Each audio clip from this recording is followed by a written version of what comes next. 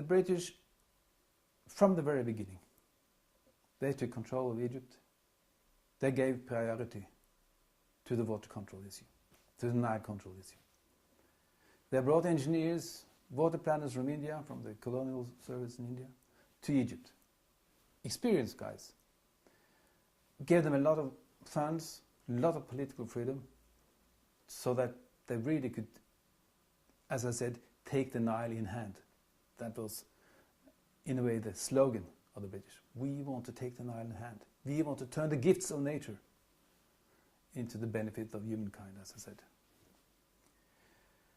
So, by the 1890s, and they slowly developed this idea of the Nile as one planning unit.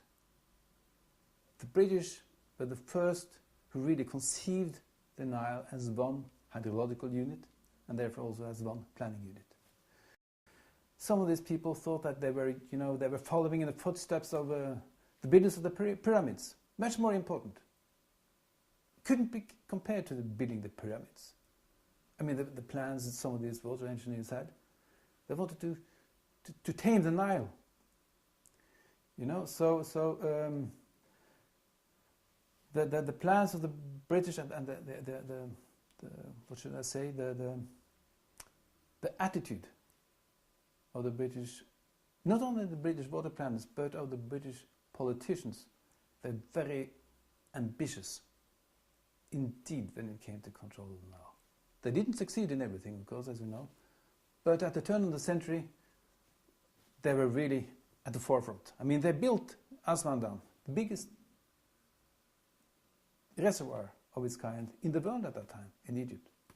And they had plans for building a canal, across the south of the southern Sudan, on a scale that nobody else, anywhere, were thinking of at that same time. They were subjecting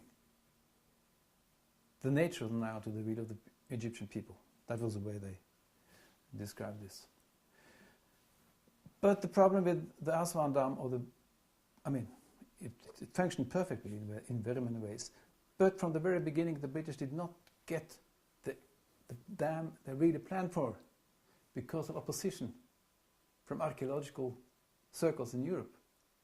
So Winston Churchill, the later colonial minister, prime minister of England, he wrote already in the late 1890s that, he said, the people of Egypt must starve so that the archaeologists of France and Egypt might scribble their name on some old ruins in Egypt. They did not want the dam to join the Philae temple in the Aswan Dam area. So in order to save the temple, the size of the reservoir was reduced dramatically. So the Aswan Dam was a big achievement, the British thought, but on the other hand, it was not sufficient. The demand for water was ever increasing. The potential of the irrigation economy in Egypt was far from realized. So the Aswan Dam was a beginning only. It was not the end of it. That was very clear from the very beginning.